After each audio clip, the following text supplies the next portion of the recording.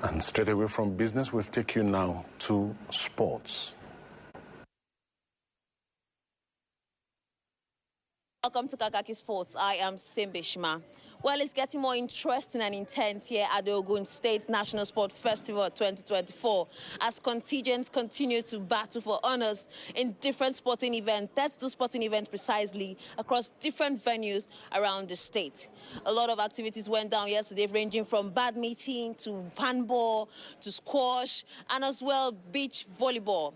And to get into all the analysis of the event that went down at the National Sport Festival, I'm being joined by my sports should I say my sports brother, or should I say correspondent as well, sports correspondent, also covering the event right here at the Ogun State.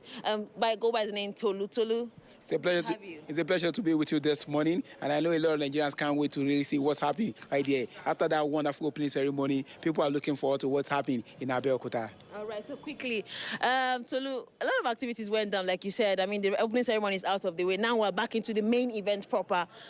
From your own observation as a journalist covering the event, what would you say has been the high point for you in terms of, the activities you've witnessed or the activities you've covered, you've seen, and how would you say rate the performance of contingents across those events? Okay, let me start with FCT, which happens to come from right there. FCT is one of the major, the strongest point has always been football, and they started very well. So the way and manner they went about their business when it comes to football event of this tournament of this festival, but also we saw some interesting results recorded in the cricket part of the game, and also not forgetting handball has some beautiful results recorded right there, and also beach volleyball. One of the strongest beach volleyball playing states is also Kaduna.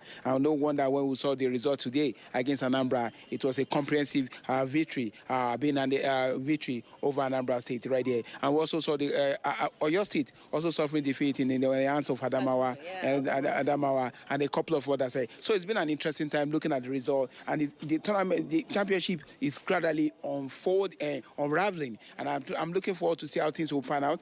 Day 4 of the event, looking at everything that transpired, it's getting more and more interesting. Indeed, we'll keep our fingers crossed. So that is just day 4, but indeed, like we told you earlier, the medal table is looking interesting. Lagos State currently tops the medal table, and then Delta State, surprisingly, are in 3rd place. And then also forgetting the IJA, the invited junior athletes, giving contingents and states a run for their money. Quickly, your thoughts on the IJAs? I think the National Sports Commission put a whole lot of investment into the IJA, and they have not disappointed with the manner they started at this competition. So they are also going to take medals off Delta State. Some of the strong areas that Delta used to really dominate. This IJA, because they also have the time to be together in camp, work together. So there's a chemistry that is working well, that is boding well right now for IJA. At this point, they're talking about the invited junior athletes right there. So they are also going to take off some medals off some states, that the areas that used to be their strong areas. So also we are looking out for to see how the performance of IJA will be. We know that the under-17 female team is participating in and representing IJA for the football event. Also the under-17 team is also, the Golden Eagle is also participating for the male event of football. So the strong area of FCT may be challenged when it comes to IJA coming into the scheme of things right there. So there are some areas right there. This IJA will take some medals or some states that the area that used to be their perennial strong areas right there. So there is a possibility that will make life a little bit difficult for some of these states right there. So I'm also excited with their performance. It's an opportunity to see these young athletes, probably under normal circumstances, will not have been given the opportunity to be part of this game. The National Sports Commission has provided that, and that can also be a way to really fast track their development right there. When they compete with the big boys, they know that, okay, if we can do it against them, we can do it anywhere in the world. And that may give them the opportunity to get scholarship abroad. You take them where they will be exposed to top-class equipment, and that will fast-track their level of development.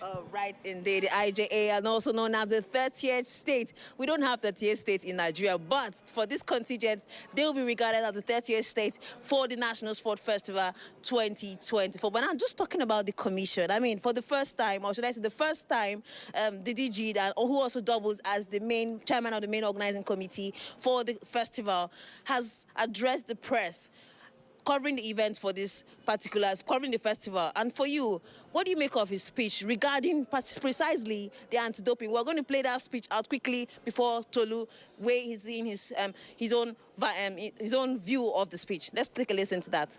The anti-doping department of the commission had informed states of their athletes that are tainted or under investigation or who have missed whereabouts.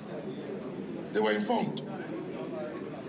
However, the names you saw that we released yesterday, when we decided to start naming and shaming, and we're not stopping there, because at the meeting today with heads of delegations, we're going to impose fines on states that brought them. We are coming out with more today, and we've discovered 8 more. And we'll name and shame. And the states will be named and shamed. Enough of dirty sports gimmicks in Nigeria. We have to get it right. Quickly, Tolu, your thoughts on his address to the press, precisely as it concerns the doping issue and other issues that he mentioned in the speech. I think the disqualification of some athletes will send a warning signal to all athletes right there. It's not going to be business as usual. And this also send a benchmark that whenever you want to participate in sport, you must be careful about what you take. I'm so sad for Oguchi Bilore. I watched her at the last All African game. She did wonderfully well in boxing, and I have so much hope in her that probably she may be a world-class athlete. But unfortunately, she tested positive to bad substance, and that's also affected her career. I just hope she can pick up the pieces right there. But for so many young athletes out there, they also must realize that you can't take your career with doping. You must be careful what you take. Even ordinary Zobo at a point in time can also have contained bad substances. We had an athlete in the past that said she took Zobo, and it contains some bad substances. So everybody must be careful. They must work with the right set of people so they don't take the wrong drink or nutrition at one point in time. So that's also is the message that this festival is not a child's play. Everybody must come with clean hands. You must be ready. And I think the DJ has done wonderfully well. We saw what happened at the opening ceremony. We saw the level of we've seen the level of organization, their combination, and everything is going fine. Though there are still some gray areas they need to work on. But Rome wasn't built in a day. And I hope that before we get to the end of the first week of this championship, those gray areas will have worked upon, and we can also be able to have an interesting showpiece, because it's been interesting so far in terms of quality of competition, in terms of quality of athletes, in terms of quality of the game. It's been top notch. All right, moving away from the Sports Commission now to other issues, precisely what happened at the opening ceremony where the Benue contingent were unavailable. If you recall, on the opening day, I did a story which went on AIT's News Hour saying that the Benue contingent were not seen at the event, and this also caught the eye of the Benue officials, and who have come out now to respond as to why that situation happened. So let's take a listen to that quickly before Tolu responds to react to that, explanation. And we had advanced a team to be here on ground to participate in the march pass, but something happened when we arrived here. The team that we selected to participate in the march pass and all that, we are the ones that they called in some events that we are doing way in. So we had to deal with order of priority. So they had to go back and do the way in before they arrived here. The bigger contingent was behind, and this issue of force majeure happened because it's a long distance to get to this place. You understand? So there was a vehicle breakdown and all of that. So that was what happened. Do you think his explanation matches, the situation, or explains it, or covers whatever had happened?